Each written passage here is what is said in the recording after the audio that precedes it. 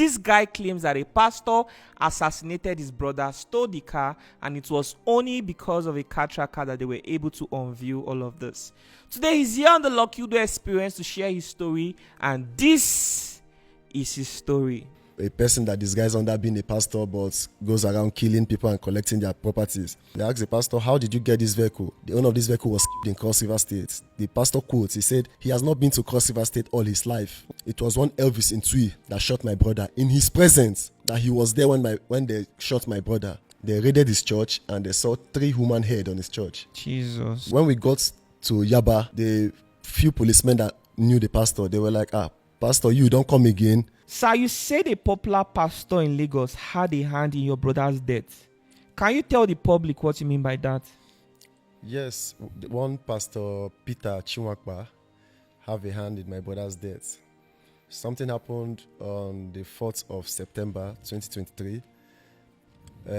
On Saturday, my elder brother, Prince Willi Gunaju, left the house on evening to go get a haircut, preparing for church on Sunday, because he's someone that doesn't miss church for anything.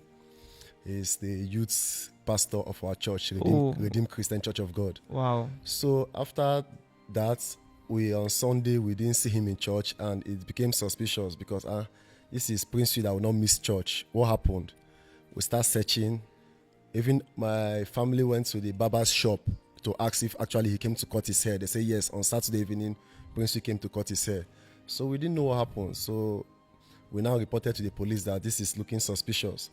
The police said we have to wait for 24 hours before we could make a formal complaint. So we waited till the next day, being Monday. So on Monday afternoon, my dad got a call from the police that he should come to Grassfield and identify a body lying in Grassfield. And when my dad got there, me, my younger brother and my dad, we got there and we saw my elder brother lying lifelessly. Could it be ritual or what? And we discovered that he had a 3-gun shot on his head. No body parts was missing. And it was very, very devastating. Everybody was confused because Prince Will is someone that we're about celebrating. That was a month to his wedding. Wow. So we're already preparing for his marriage. And everybody was surprised because this is someone that's a role model in Cross River State. In Ikom, you could call anyone and ask, he's a role model in that town. He will stay out of trouble. He is far from cult-related activities and everything. So it was surprising. So we came back home. We were trying to hide the matter from my mom. But a mother will always be a mother. She already had that feeling from when we came back home and our countenance. She started crying and all that. So when everybody was mourning, I went to his place because we've had a conversation with him before, and he told me that he had a tracker he put a tracker in his car. Oh, his car was stolen. Yes, the car was. You did not find the car where he was killed. Yes, we didn't find the car, and Lexus RX 350. So when I went to his place, I started searching for his document. That's when I saw the car tracking document, and I saw a phone number attached to it. And I called the people. They said they're in Lagos. And now explained that, okay, see what happens. So they said, okay, they'll get back to me after 30 minutes, and they did. So they now told me that the car is in Lagos. And I was like, no, this thing happened in Cross River, Ikom. How would the car be in Lagos? It's barely less than 2 days. The man said, yes, we can come and he will take us to where the car is. That even till now, the search is still showing him Meron, Lagos State.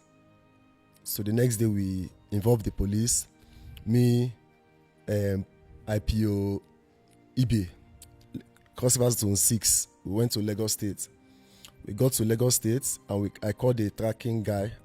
And he came and met us. He said, okay. He took us to a place where the car was. And the car was in a Panabita shop. They were already scattering the car, trying to repaint the car.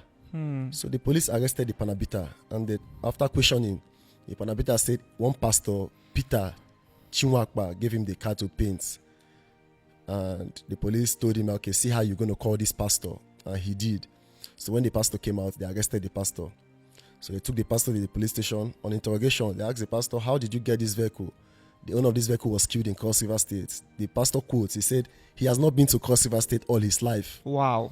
That he has not been to Cross River State. And everybody was surprised. You've not been to Cross River State. How did you get this car? He said the car was a gift from one of his members. Okay, Mr. Peter, can you bring out this member? The pastor said he cannot remember the member. It's not everybody that give him a gift that he will remember. So a gift like a car, you cannot remember the member. That was when the police now went to arrest the wife. When they arrested the wife, they brought the wife to that Meron police station. On interrogation, the wife said, yes, on the 4th of September, the police asked him, on the 4th of September, where was your husband? They said the husband went to Ikom for preaching, Cross River State, the same state the pastor said he has not been all his life. Mm. That's when the matter was transferred to Yaba Panti under the former commissioner of police.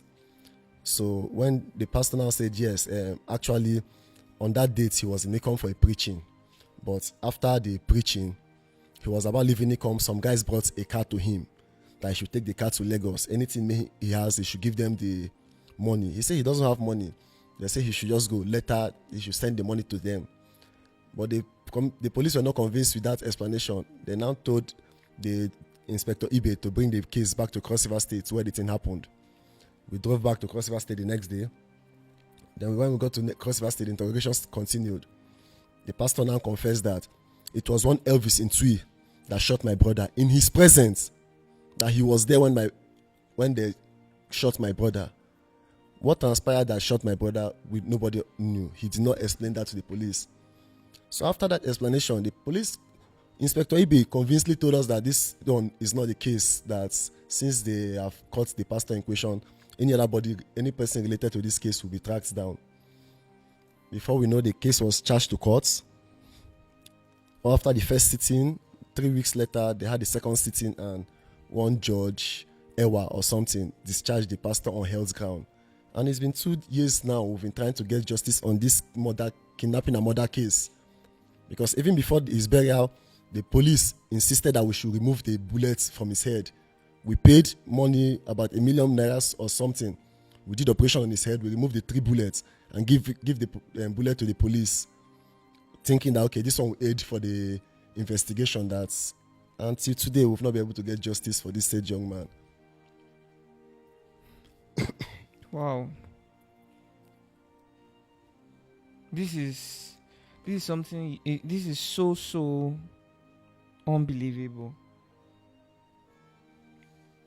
So the judge had to let the pastor go on basis that he was sick on health ground. So what's this pastor's name, his church, where is he located, what's the size of his members?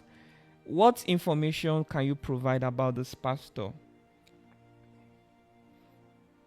Okay, the pastor church is in Lagos. His name is Pastor Peter Uchenna Chiwakwa. Can I see? Yeah. Reverend Dr. Uchenna C. Peters. Yes, Chiwakwa Peters. So what relationship did your brother have with this pastor? We are yet to understand the relationship between both of them. And we don't know if there was a relationship before, or if the pastor is actually a person that disguises under being a pastor but goes around killing people and collecting their properties. Because why I said this is because when we got to Yaba, after arresting this pastor, got to Yaba, the few policemen that knew the pastor, they were like, pastor, you don't come again. That means he has regular cases in that Yaba police station, Pansi. He has regular cases there, because that was what they said. They said, pastor, you don't come again. This one, you no go survive him. When I explained a partial explanation to one of them, he said, this pastor no go survive him. And we are surprised that till now, there were 2 people that was arrested, because after the police checked his phone, the highest caller on his phone was also arrested, because they checked his call log and they discovered that there was one Mr. Valentine that he has always been calling. And a few years ago, something happened in Cross River State. This Mr. Valentine, they raided his church and they saw 3 human heads on his church. Jesus. Yes, in Calabar. You can ask any person in Calabar. So this Valentine is also a pastor? Yeah, he's also a pastor, Pastor Valentine. And so they saw that... Valentine what? I can't really get the surname now. Sorry, I need to check this. I think I might know this Valentine story. I might have heard of it. The case came... I think that case was in the media some time ago during the former governor of Cross River State. So they saw that this Pastor Peter, the highest number he has called from that 2 days ago before the police arrested him was this very Valentine. So they also arrested the Valentine too. But both of them were discharged was released by the court on health ground. What's the name of the judge that released them? And one, I think, Mr. Ewa, in Ikom Court 2. He was a judge in Ikom Court 2. He was the one that released them on health grounds. So since 2 years now, you've not been able to get justice for your brother? We've not been able to get justice, sir. This is really sad, though.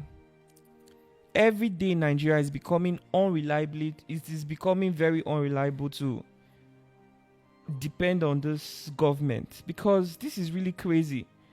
How can a story that already had you, it's not like you already had the person involved, someone that was directly involved in this case, yes, and then you let the person go. So what is your family doing right now? What is something you guys are doing? My family are still in shock, because if they have told my dad they will not get justice in a case like this, they will deny it. Because when it first happened and when we saw the car with the pastor, everybody thought that, okay, the worst that can happen is we getting justice for this. But if till now they have not been able to get justice, so it's been very, very tiring for both my parents. And my mom has been sick all this while because of this case. It's been from one high blood pressure issue to another, because till now they have not been able to get justice. Brothers and sisters, if you are watching this, the purpose of this interview is to shed light on his brother's story. This young man is seeking justice for what happened to his brother, and is using this platform as a medium to reach out to well-meaning Nigerians. Every activist out there, you are a lawyer, you are in any capacity or position to help bring justice to this case, please, this family needs your assistance right now, because this is sad. So, what effort have you put so far to ensure that justice is served? At first we did a rearrest of this pastor, and when we did a rearrest,